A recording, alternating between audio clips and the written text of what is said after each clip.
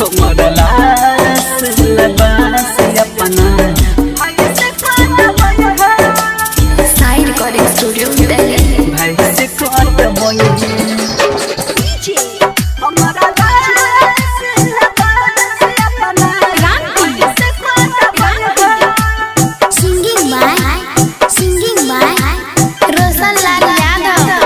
भूलहिले तू यार गे बचपन के प्यार गे भूलहिले तू यार गे बचपन के प्यार गे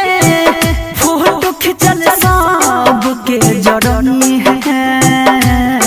हमारा लाश लबास अपना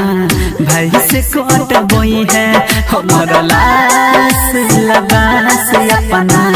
भाई से कोट बोई है भूलहिले तू यार गे बचपन के प्यार गे फोटो खिंचल सब के जरनी है हमारा लाश लबास अपना भाई से कोट बोई है हमारा लाश लबास अपना भाई से कोट बोई है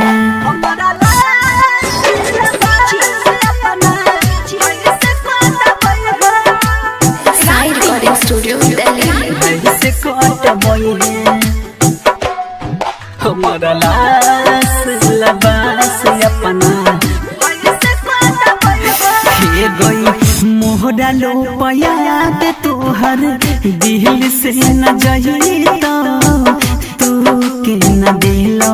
ही भुलाई तोहरा से प्यार को लियो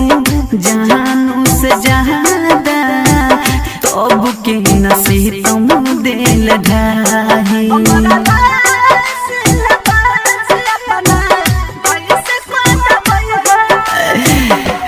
हे गई मोहरा लो पयाद तोहर दिल से न गई तो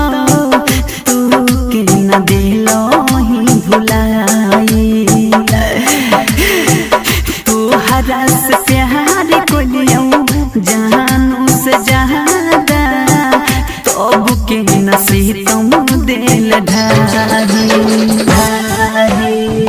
फोटो खिंचल सब के जरनी है हमारा लाश लबास अपना भाई से कोट बोई है हमारा लाश लबास अपना भाई से कोट बोई है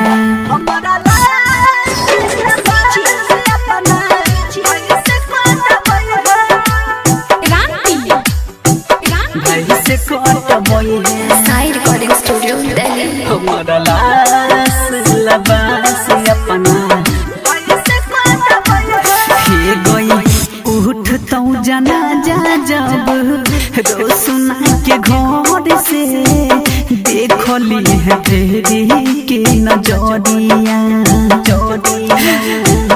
यहाँ की दुआ करहु सुने भगवान से लाग जइतो हमारो मिरिया